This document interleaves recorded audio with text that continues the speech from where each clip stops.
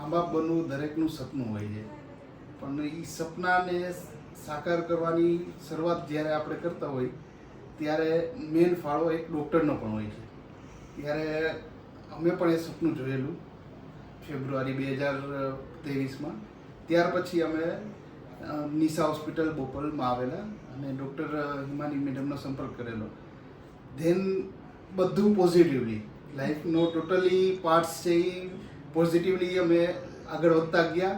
And finally નવેમ્બરમાં મેડમના એકદમ positively રિપ્લાયથી positively એટીટ્યૂડથી અમારા ઘરે એક બાળકનો જન્મ થયો, તંદુરસ્ત, હેલ્ધી એન્ડ નોર્મલ બાળકનો.